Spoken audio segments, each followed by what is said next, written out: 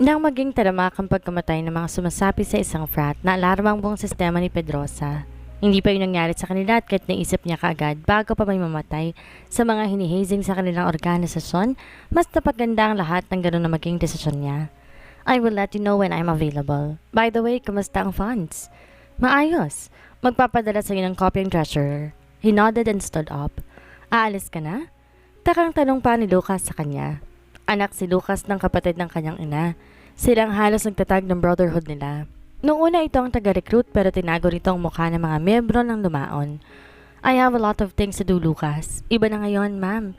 Wala na si dad. I have to be organized. Sige. Anito naman sa kanya kaya tumalikod na siya.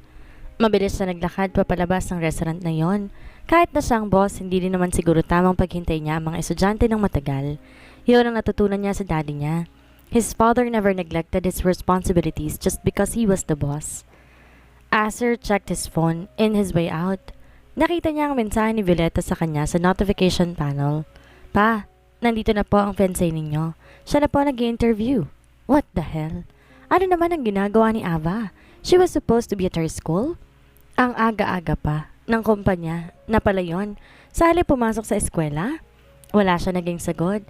Ava knows nothing about that interview. Ano naman ang pumasok sa isip ng girlfriend niya at nakikisawsaw sa trabaho niya? Maybe she wants to learn? Yun na lamang ang kanyang naisip. Napangiti siya at napailing. That's quite good. May interes si Ava na matulungan siya kahit na mag-aabogado yon. Tinago na lang niyang muli ang smartphone at tumiretso na sa kanyang sasakyan.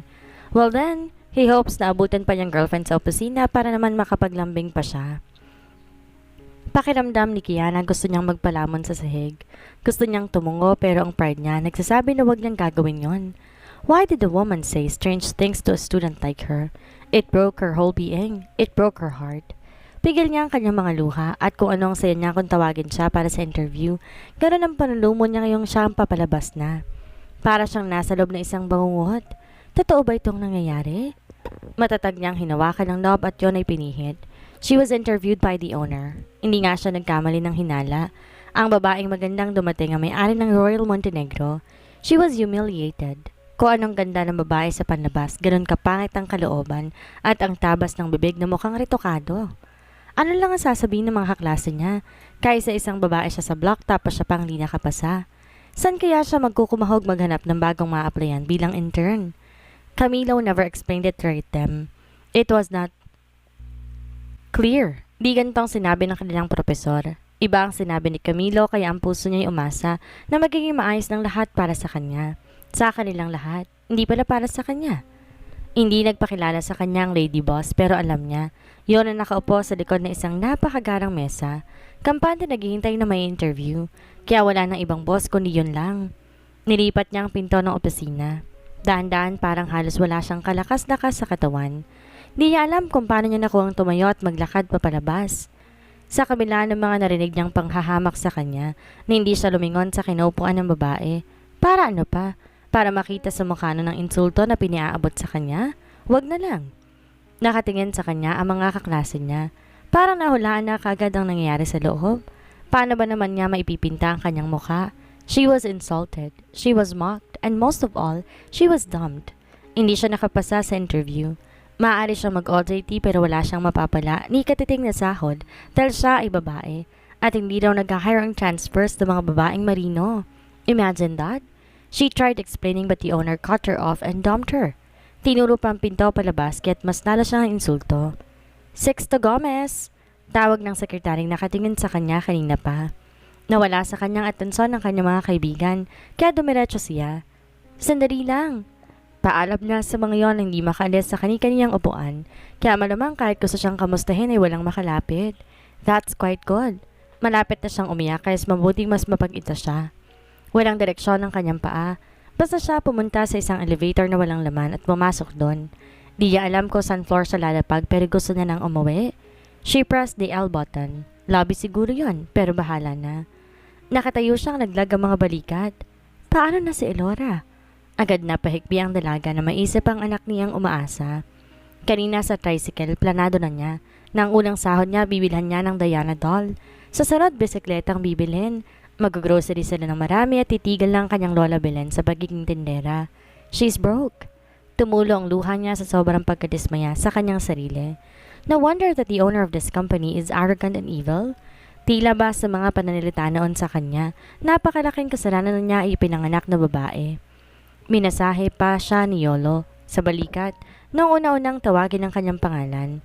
Kiana Pedrosa! Ani ulit ng sekretaryeng nakatingin sa kanya. Sino pa ba naman ang magmamayari ng pangalang Kiana?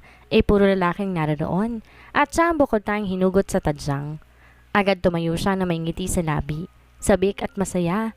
Mahusay siya makipag-usap kaya't alam niyang magugustuhan siya ng presidente ng Royal Montenegro Inc. She stood up and walked straight towards the door.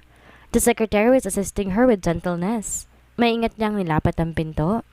I don't have much time, Miss Pedrosa. You think I'm wasting time here? Ganyan bang isang seawoman, makupad pa sa pagong? Lita niya ng babae sa kanyang likuran. Agad siyang natilihan. She looked and hastily walked. I'm so sorry, ma'am. Good morning po. Aniya pa rin. There's nothing good in the morning. Sagot nitong pabalang pero tumayo pa rin siya sa may harap na mesa nito. Your grade did not meet the standards of my company. Po? Takang tanong niya rito. Hawak itong papel ng kanyang profile dahil nakita niyang kanyang passport size picture na naka-attach sa papel. 94 po.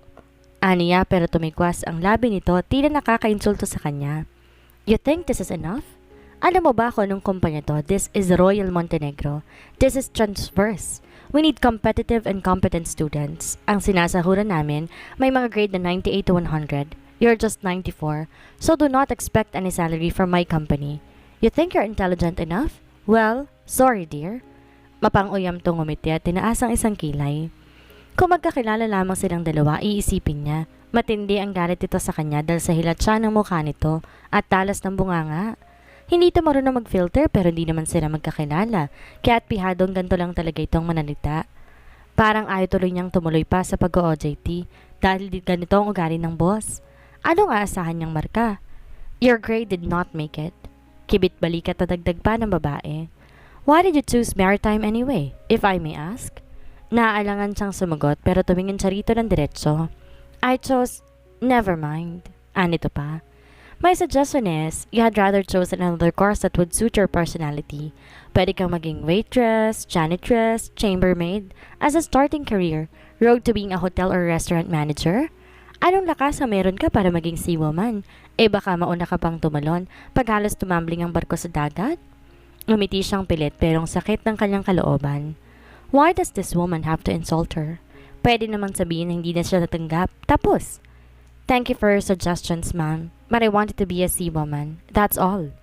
Minuwestra nito ang pintuan papalabas. Find another company that will hire you. We drop female interns. Diyos ko. Muling humikbis si Kiana. She was expecting too much and too soon for the sake of her child. Ngayon, hindi lang siyang gumuha ang mundo. Malamang pati na rin ang kanyang lola, tiya at si Elora. Daig pa niyang pinatayan ng kinabukasan. Muling bumalik sa kanya lahat ng hirap na inabot niya noon. Kung paano sila pinagsadahan ng gate ng West kahit dumadaing sila ng tulong. Wala talagang mabuting puso ang mga taong nakikilala niya. Hanggang ngayon pala panghamak pa rin ang nakukuha niya. Ang mga salitang iyon ng babae parang matalas na bagay na pumutol sa isang pisi na magdurugtong sa kanyang determinasyon at matayog na pangarap.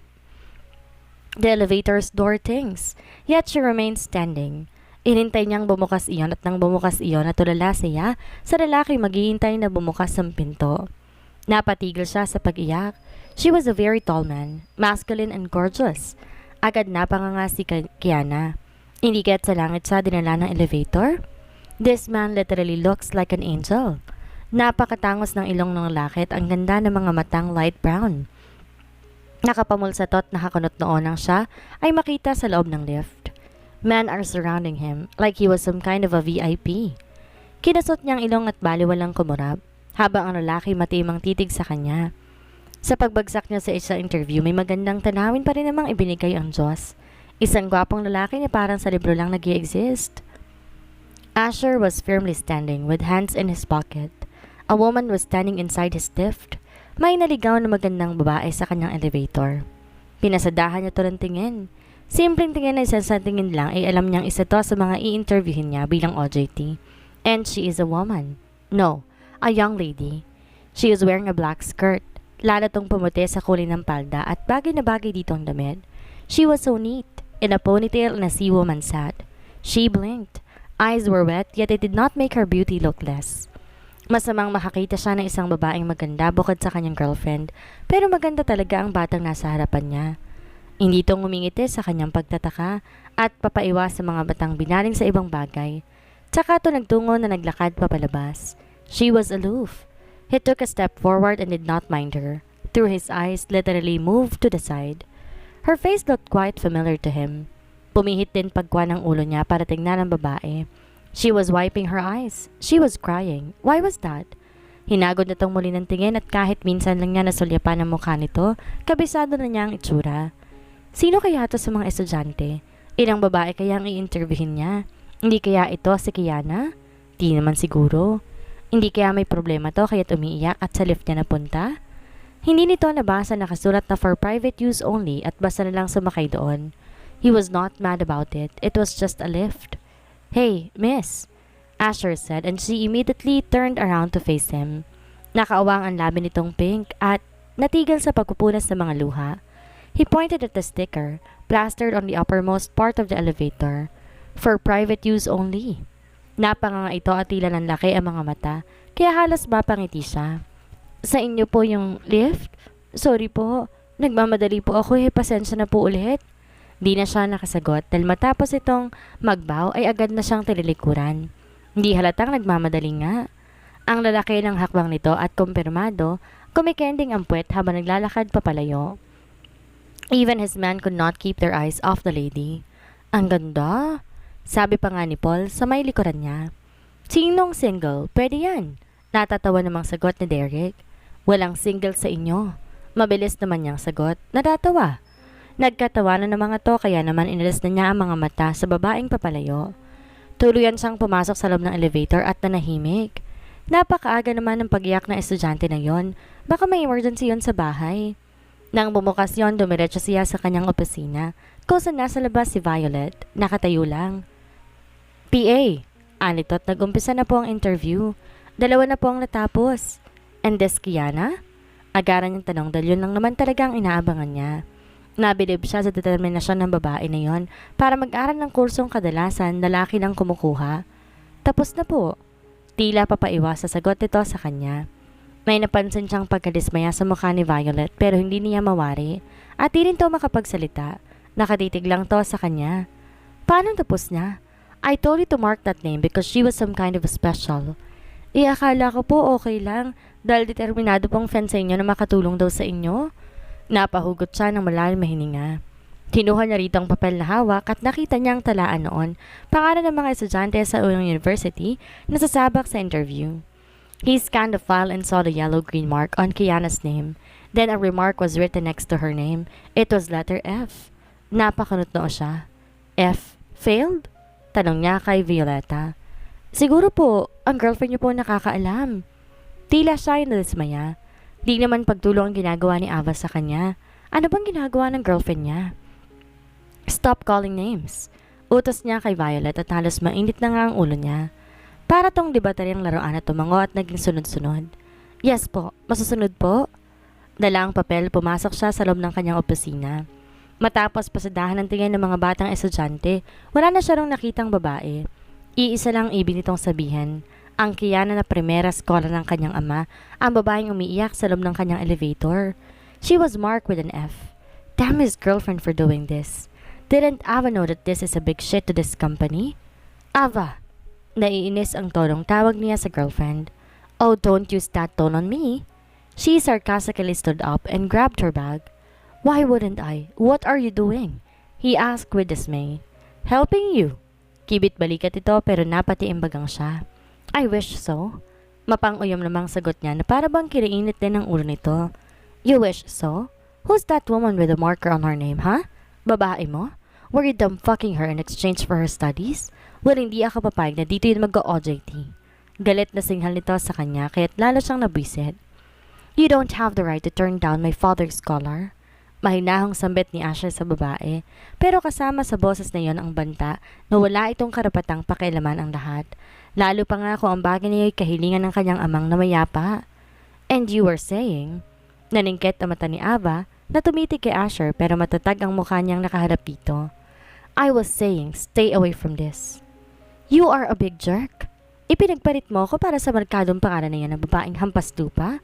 What? Was she a mistress of your father? Get out! Singhal niya rito bago pa niya to masapak. Nandilim ang paningin niya sa sinabi nito pero bigla lang tong umiyak. Ibang-iba ka na. Masama ang loob na sambat ni Ava sa kanya, tsaka tumabilis na nagmarcha papalabas ng kanyang office. He couldn't believe that Ava would accuse his father for having a very young mistress. Ano kaya ang ginawa o sinabi ng girlfriend niya sa babaeng si Kariana? How foolish of him not to pay attention that the woman in his lift was in a uniform. Perhaps he was only too mesmerized by her unbold beauty. Di siya nagabalang humabol sa babae. Why would he? Napahugot na lang si Asher ng hangin at marahas iyong ibinuga. What now? Ano ba ang pumasok sa kokote ni Ava at naglagapak ng aspiring interns niya? Hindi siya gumalaw sa kanyang kinatatayuan nang tumunog ang pinto. Magtatawag na po ba ako? Si Violeta sa kanya. What made Ava think to conduct the interview? Yun ang tanong niya sa halip sagutin ang tanong ng babae. Hindi ko rin po alam, pero ang una niya pong tanong, bakit daw po may highlight ang pangalan ni Miss Pedrosa? Wala naman po akong sinabi. Sabi ko lang di ko po alam. Alam naman ito ang dahilan, kaya lang nasa kanyang loyalty ni Violet, kaya hindi ito magsasalita ng kahit ano kay Ava.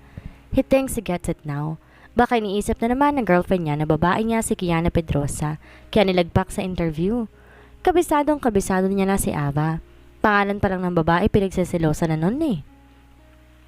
Now that explains everything. Nagtahinan naman yun ng kwento sa isip at ginawan agad ng aksyon para mawala sa landas si Kiana. How would he even explain and prove it to Ava that he had not even seen Kiana? Hindi pa nga ba? Muli, rumihistro sa kanyang isip ang mukha ng babaeng nasa elevator. Malakas ang katob niya na yon ang primera paboritong scholar ng kanyang ama, kaya hindi maaari na basta't ganito na lang at umuwi yon na umiiyak dahil sa isang F grade. Let's proceed. Maiklang sabi niya kay Violet. Agad naman tong sumunod sa sinabi niya, kaya siya ay naupo na sa upuan. He looked at the list. The second one was marked with B or passed. Malamang lahat ng lalaki pasado para kay Ava at isang babae lang ang hindi. Sa nakita niya sa labas kanina walang ibang babaeng naka-uniform. It means to say, Miss Pedrosa was the only woman outside his office. You are the last on the list, Asher, said to the young man in front of him. Tumangutong nakangiti sa kanya. Lahat maayos at matino. Wala siya makitang problema sa mga estudyante ni Mr. Abelardo. Dalawa lang hindi niya na-i-interview. Si Kiana at ang sumunod doon na may markang P. Pasado po ba ako, sir? Tumango siya. Yes. Masayang sambit ito matapos tumingin sa kanya. Pwede na po bang lumabas? Yes, you may. Sumalyap siya sa relo. Nasa halos lagpas isang oras din palang ginugol niya sa interview. He has to postpone it for now. May asikasuhin muna siya bago siya sumabak sa pangalawang set. Wait! Tawag ni Asher sa estudyante na papalabas na ng kanyang opisina. Can you do me a favor? Aba, oo naman po, sir. Ano po yon? Will you find your only female classmate for me? Si Kiana po? Yes, the Swan Princess. He smiled with his own joke. Tingin ko po hindi nakapasa kasi lumayas po agad at parang umiiyak. Hindi rin po nagre-reply sa GC. Tell her to see me any time of the day. Opo, sir. Agad-agad po. Tumango siya dahil parang masayang lalaki na pinatatawag muli si Kiana na yon. Parang di rin mapakali ang kanyang sistema at hayaan niyo na hindi makasama sa internship. His father told him the reason why that lady was so special to his father. She was raped by some members of a frat organization. Nakakaawa nga naman talaga ang ganon. Wala pa naman kaso na ganon ng AKP at di darating sa punto na yon dahil iba na ang kanilang initiation. Sex and hazing were not involved anymore. As for that lady who needed his help passed to him by his father, he would.